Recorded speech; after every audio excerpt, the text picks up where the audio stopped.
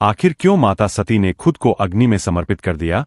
बहुत समय पहले की बात है, जब संसार में अहंकार और भक्ति का सबसे बड़ा टकराव हुआ था। माता सती भगवान शिव की पत्नी थीं। उनका प्रेम केवल एक रिश्ता नहीं था, बल्कि पूर्ण समर्पण था। लेकिन उनके पिता दक्ष प्रजापति को शिव जी कभी स्वीकार नहीं थे। उन्हें शिव का सरल, वैरागी जीवन पसंद नहीं था।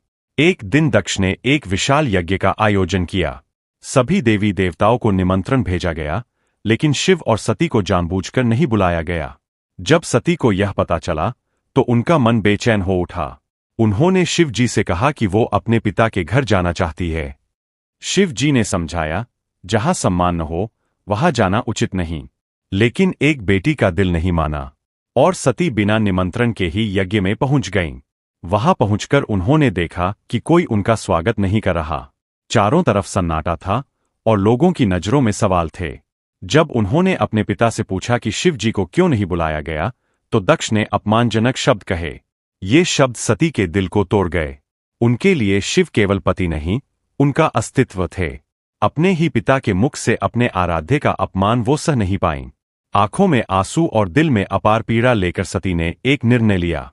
उन्होंने कहा कि जिस शरीर को उन्होंने इस घर में जन्म लेकर पाया, अब वो इस अपमान को सहते हुए नहीं रख सकती।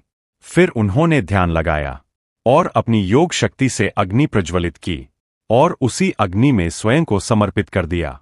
पूरा यज्ञ स्थल स्तब्ध रह गया। किसी को विश्वास नहीं हुआ कि एक बेटी अपने ही पिता के सामने ऐसा निर्णय ले सकती है। जब यह समाचार शिव जी तक पहुंचा, तो उनका हृदय दुहक और क्रोध से भर गया। उन्होंने सती के शरीर को उठाया और पूरे ब्रह्मांड में तांडव करने लगे। उनका यह रूप देखकर देवता भी भयभीत हो गए। लेकिन प्रेम कभी समाप्त नहीं होता। समय बीता और सती ने पुनः जन्म लिया, इस बार पार्वती के रूप में। उन्होंने फिर कठोर तपस्या की और शिव जी को पुनः अपने पति के रूप में प्राप्त किया। यह कहानी हमें सिखाती है कि जहां सम्मान नहीं होता, वहां संबंध भी नहीं टिकते, और सच्चा प्रेम हर जन्म में अपना रास्ता खोज ही लेता है।